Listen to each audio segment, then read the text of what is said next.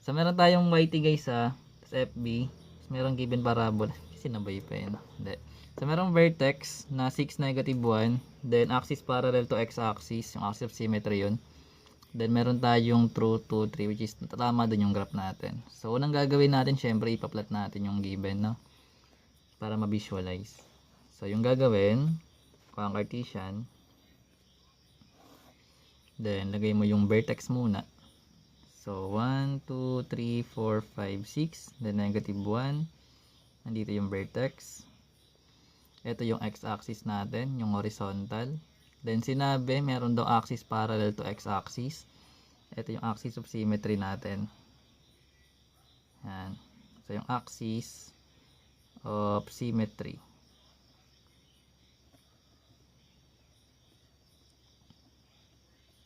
So yun.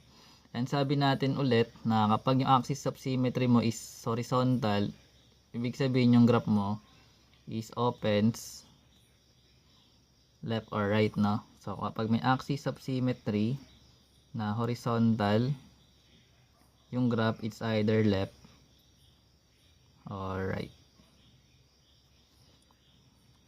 Tapos yung focus sa loob na, no? Anyways, so meron pa tayong given na true 2, 3. So plug natin yun. So 2, then 1, 2, 3. Nandito yun. Sabihin tatama dito yung graph. So dahil tatama dito yung graph ng parabola mo, naka-opens, left siya. Something like that. Yan. And kapag opens left, ibig sabihin negative yung P natin. So ngayon, solve na natin, no? So sabi natin kapag naka-opens left ulit, yung y yung may squared. So kapag y yung may squared, ibig sabihin meron ka ditong 4px sa right.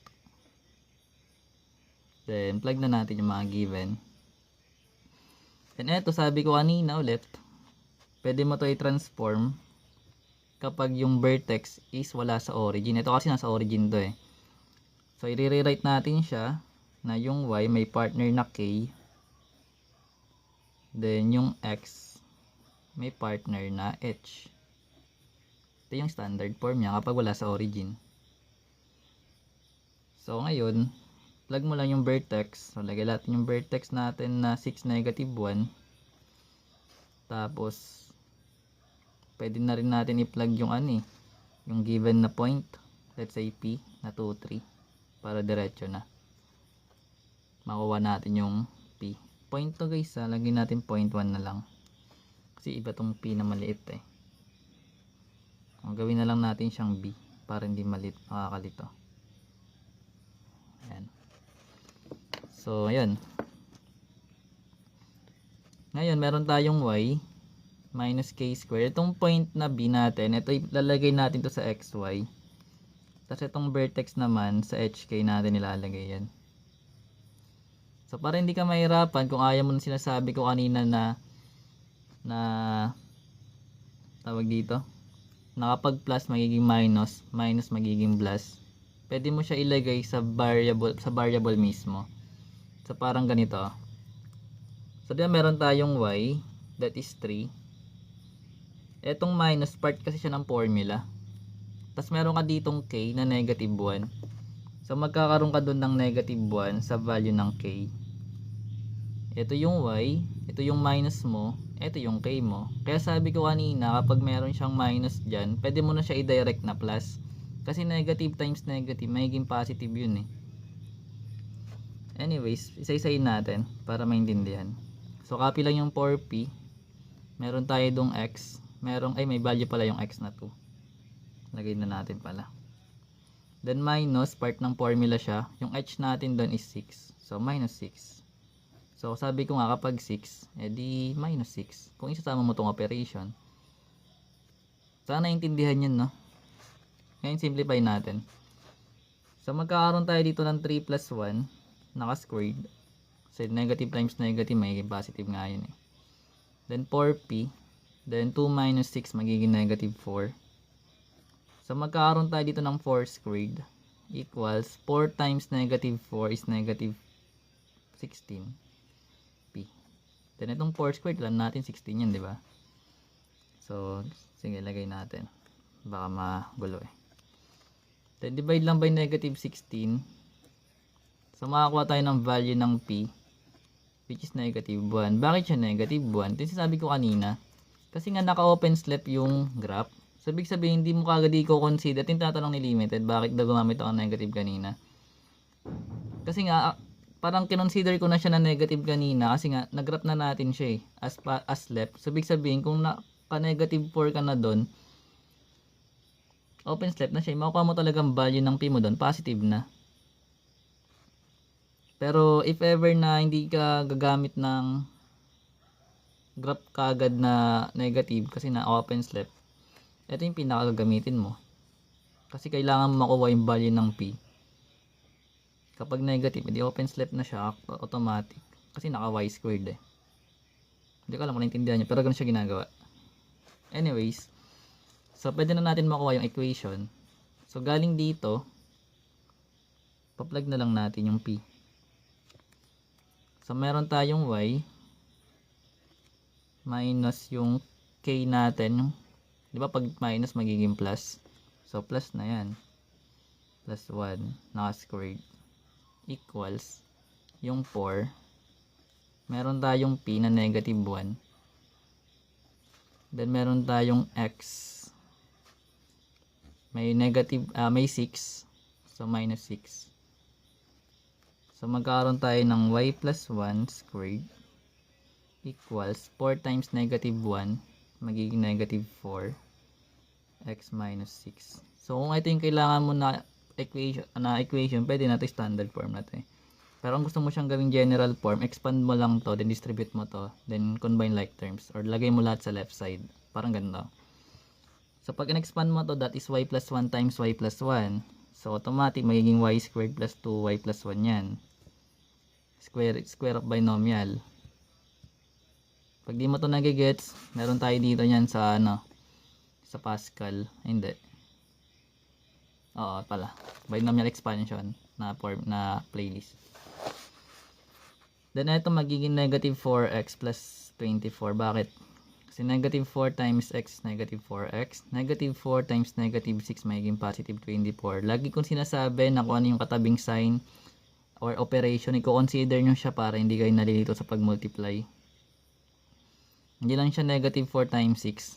Kasi katabi niya yung negative or yung operation na minus. Ibig sabihin, ang gagawin mo is negative 4 times negative 6. Kaya siya naging positive 24. Anyways. So, magkakaroon tayo dito ng y squared plus 2y plus 1. Lipat natin to lahat sa left side. So, magkakaroon tayo ng plus 4x minus 24. Then, equate natin sa 0. Hey, thank you sa gifts. C. So, combine like terms lang yung constant. So, magkakaroon tayo ng y squared plus 2y plus 4x then minus 23. So, integers, no? 1 minus 24 is magiging negative 23. Oh, ito pa rin, katulad nito, may 24 ka dito. Hindi siya pwedeng 1 plus 24. Kasi katabi niya yung minus eh. So, negative 24 siya dapat pag binasa mo. Anyways, kung nahihirapan ka rin sa integers, yung kasing fundamentals na ito. Bago mo ito matutunan na pag aralin mo muna integers dito. Para hindi ka mahirapan. Anyways, so ayun na. Ito na yung magiging general form. Then as for sa standard form niya, ito naman yun, ilalagay mo. Pero hindi pa tayo tapos. Kasi wala tayo ditong focus. Wala ka ring directrix. 'Di ba? So kung ito na yung graph, makukuha mo na yun kasi meron ka ditong p equals negative 1. So galing dito, ito yung vertex mo. Total 1 unit lang naman yun. And dito yun, nakalagay. Kapantay na ito, 1 unit. Sabihin dito yung focus. Then kung gusto mo yung kunin yung ordered pair niyan, hindi bilangin mo na lang kasi konti lang naman, 'di ba? So ano ba yung magiging focus mo dito? Ano yung ordered pair ng focus? Sige nga. Ano yung magiging ordered pair ng focus mo?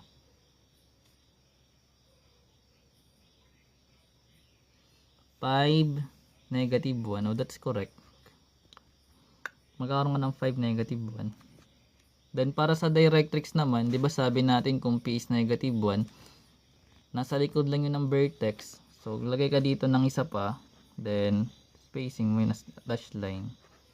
So ano yung magiging directrix mo? Ano yung magiging equation niya? Ano yung magiging equation ng directrix mo? Saan ba siya tumamang axis? 'Di ba? So tumama siya sa x-axis mo. Ibig sabihin magkakaroon ka ng x equals 7. Hindi lang siya pwedeng 7 kasi equation siya eh. So ibig sabihin kung saan siya tumamang axis, ayun yung gagamitin mong variable niya. So total tumama siya sa x-axis. Ibig sabihin x equals kung anong tinamaan na point. Hindi siya 7 negative 1 kasi ang directrix hindi naman siya point eh. 'Di ba line siyang parallel sa ano? Basta doon. Sa likod siya ng parabola. Okay na, ganyan na yun lahat. Ganoon na siya ginagawa. Kung ganyan yung given. Ayun na, malinaw na yun I think. Pwede na yun i-post. Bukas. Ay salamat. Natapos din. Ayun na, picture mo na. Para may assignment ka na. Ay thank you sa gifts by the way. I appreciate that. Ay limited thank you sa 2 million. Gisler Bear.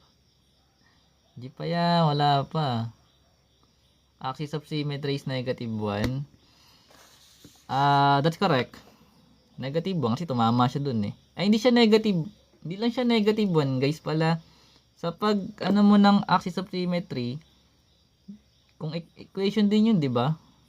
So saan ba siya tumama na ano na axis? Saan tumama na axis yung axis of symmetry mo? Sa y, ibig sabihin magkakaroon ka dun ng y equals, anong point yung tinamaan niya? Sa y axis mo. O, hindi negative 1. O, ganun siya ginagawa. Ayun na yun lahat. O, at least nakikinig ka, no? O, very good. Naintindihan ko na naman ngayong gabi. You're welcome. Ano pa ba? Pag kinulang ka ng example, meron dito yan. Wait lang, pakita natin. Baka hindi naniniwala itong mga people of the Philippines eh. Wait lang, mag-11 na mag-alarm yung cellphone dun sa kabila. Nag-alarm na nga. Wait lang ah.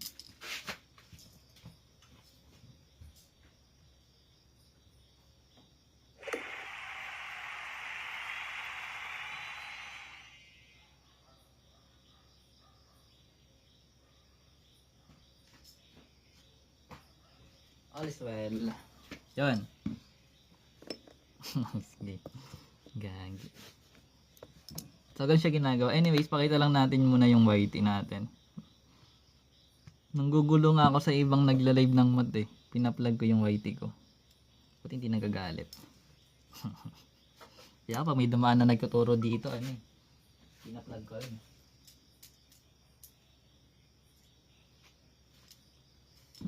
Pa-screenshot. Wait lang. Ayan o. Gets mo ba yun? Wait lang. Isin ko lang. Ulti na. Multiplier. Multiplier ka na. Sapat masitan mo yan. Mag-GGSS tayo nyan.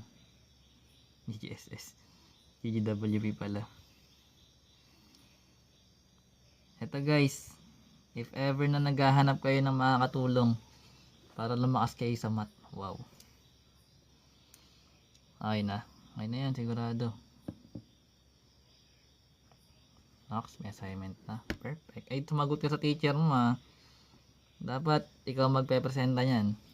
Tapos balik ka dito pag mali. Unfollow mo ako. Pero tama yan.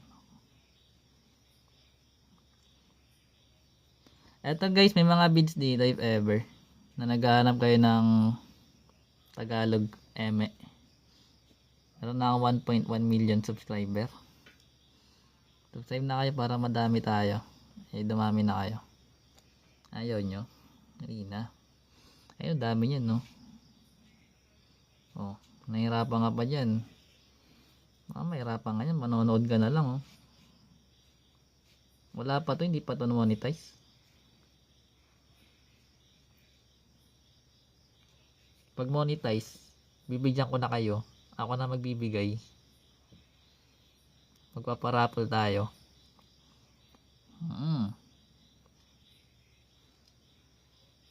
Anyways, wala pa to, hindi pa to. Ano pa lang neti, parang kakagrind ko pa lang ulit neti. Natenga to ng ilang taon. Kumbaga ngayon ko lang ulit siya inaano. Parang ini-endorse. Pero matagal na tong mga bids nito. Nahiya kasi ako dati i-plug yung mga ganito. Ngayon wala na akong hiya eh. Hindi. Ito makakatulong sa inyo to guys na YT.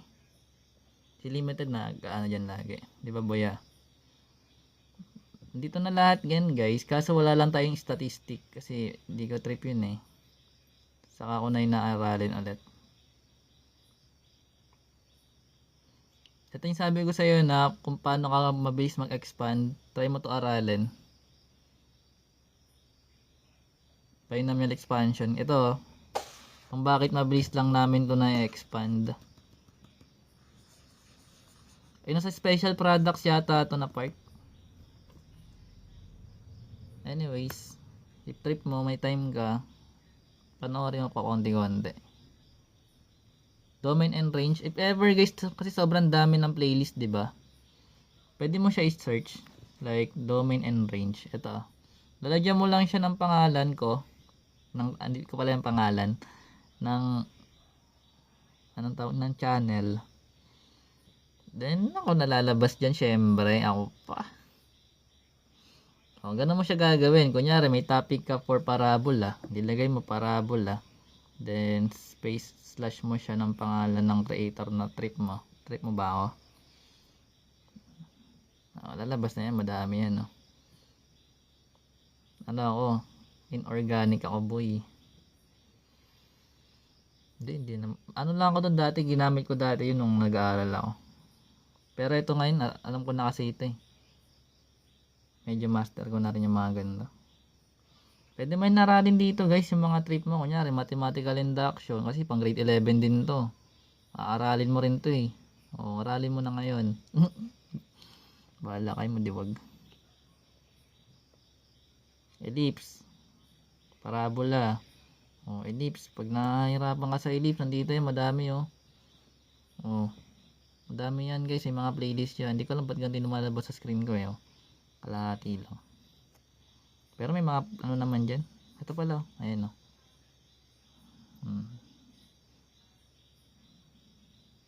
Tsaka may mga nakalagay dyan na given. Sa thumbnail. Ay wala pala. ML lang. Pala kayo dyan. Hanapin nyo na lang. Explore nyo na lang pag may time kayo. Hyperbola meron din dito guys. Sipag ako gumawa ng content eh. Dahil yung mga nakalagay dito actually na may mga nakalagay dito na video galing sa mga students na nagpapatulong din dito sa TikTok. Kumbaga pinapost ko lang dito para may playlist. Kasi sa TikTok ginagawan ko pa lang eh. Pero if ever na trip mo itong aralin pwede mo dito. Hindi ka mahirapan. Pwede mo na explore actually. Total nasa ellipse ka na, nasa parabola. Yung circle madali lang eh. May geometry nga ako kaya lang ayoko nga magsulat ng mga problem. Meron ako dyan geometry. Kaso more on circle pang grade 10. Ayun yung mga tangent. Kasi dati mga nanonood sa akin puro grade 10. Diba last year grade 10 ka rin. Kaya puro ganti mga given natin.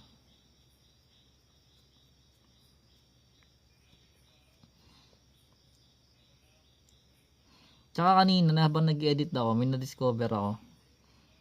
Hindi na ako gagawa ng thumbnail kasi pwede lumalabas naman pala yung ganito. Saan na yun? Basta may lumalabas naman pala doon minsan yung mga thumbnail. Kunyari ganyan ito yung mga ganyan na nakalagay sa unahan. Na how to graph. Ayun, yung ginawa ko nga to kanina. Kasi yung iba minsan hindi lumalabas. Ayun, kunyari ito. How to graph ellipse. Wala lang, eme lang. Bahala kayo dyan. Ang ingay-ingay ko na naman. Tulog ng mga tao. Ano pa? Ano pang gusto mong maintindihan? C. Gets na ba yung pinagsasabi ko kanina? Saan na ba yun? Tingnan mo ba? Anong di mo naintindihan? Dali. Saan magulo? Di mo naintindihan? Aray ko po. Yung latus rectum di ko pa nalagay. By the way, yung latus rectum na ito is yung distance lang naman to ng bali 4p lang yung latus rectum. May formula siya. Lagay natin dito. Yung latus rectum. So bali yung latus rectum is absolute value ng 4p lang naman yun. So dahil absolute value, ibig sabihin laging positive yung sagot. So magkakaroon tayo ng absolute value ng 4, yung p natin is negative 1. So magkakaroon ka ng absolute value ng negative 4, which is magiging 4. Positive na. Ayun, sa latus rectum. Saan ba makikita ang latus rectum? Saan ba nakikita? Sa tingin nyo?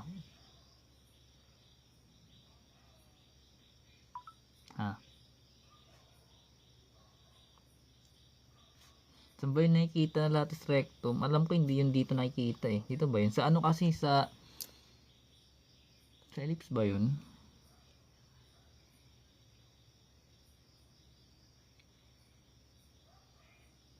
Paano siya naging 4p? Wait lang. Search ko. Nakalimutan ko na.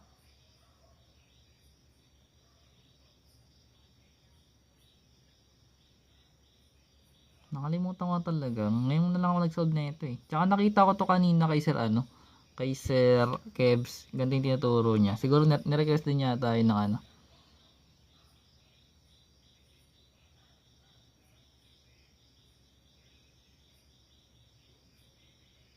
Ay tama nga yung distance nito tsaka dito na part. Sa may focus siya makikita. Sabi ko na doon yun eh. Kumbaga yung distance nito tsaka dito. Ito yung latus rectum. Kumbaga, dahil ito, pantay lang to dito tsaka dito.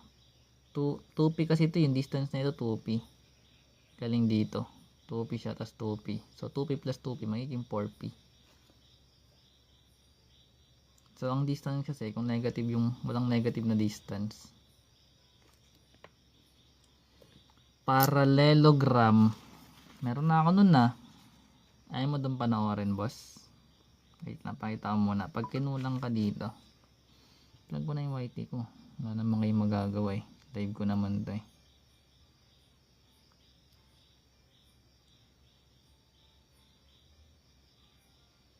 Parallelogram. To. Yan mo search. Meron na ako na ito eh. Ayan o. Thumbnail pa yan ng eme-eme. Ito parallelogram. May mga bits dyan. Sinaunang mga video ko. Tingnan ko nga ito. Ang pinagsasabi ko dito. Minute ko. Nangyari. Walang nakalagay. Nakapost. Kaya pala hindi gumagalaw. Lag. Ayun gumana. Yun. Ito. Aralin mo to. Ito mo na aralin. Madali lang to eh. Sa live ko to ginawa. Ni-live stream ko ba to? Limited na. Naka-live stream yata ako dito na. Diagonal na sila guys. So diagonals bisect each other. So that's it. Paano naging 2p daw yung p equals negative? Hindi ganyan yun guys. Hindi, ganito siya. Diba yung p natin is negative 1? Diba sabi natin? Diba ganito yun ng graph? Saan ba yan? Paganto. Ganyan, something like that. Ang latus rectum, dito mo yun makikita. Kung ito yung focus mo, ibig sabihin yung distance nito hanggang dito sa may endpoint or sa point na kapantay ng focus mo sa line ng parabola mo, yung distance niyan is 2p. Kumbaga, dahil distance yun, absolute value pa rin siya ng 2p, yung kada isa. Pero dahil ang latus rectum kasi hanggang dito siya sa kabila. So, ibig sabihin, eto, hanggang dito, yun yung latus rectum mo. So, kung 2p rin yung distance nito, ibig sabihin, yung galing dito, abot dito is 4p. So, dahil nga it talks about distance, naka-absolute value yan. So, kahit anong value ng p mo dito, kanina meron tayong negative 1, di ba? So, dahil naka-absolute value yun, hindi magiging absolute value negative 4 nga, tapos positive 4 na siya. Yung p, hindi yun nagbabago. Ito kasi, ano rin ito eh, absolute value kasi distance nga ito eh. Ito si Arcs guys, oh. Dahil naka-load ng live eh, nag-run out. Ito guys, follow nyo yan, no? Daming kayo matututunan dyan. Nagtuturo yan ng ano, kung ano-ano. Then, nagtuturo din yan guys. Check nyo, tingnan mo, nasa 100k na yung, ano yan, hindi na ba followers na ito. O 130 na. Akin na lang iba. No? Sa'yo lahat yan. Ito, ganun siya ginagawa. Naintindihan mo to? Ano? See? Uy. Uy. Ayun naman sumagot. Paano ako malalaman? Naintindihan yun o hindi? Yung P, hindi siya naging 2. Distance yun neto. 2P. So, kung meron kang negative 1 doon, edi magiging 2 times negative 1. Pero absolute value kasi nga distance. So, magiging 2 pa rin yan. Pero hindi na siya P. Kumbaga, distance na yun neto. Abot dito. Tindihan mo? Hindi, magulo. Magulo ba yun? Magulo ba yun? Magulo ba yun guys? Ha? Hindi nyo naiintindihan.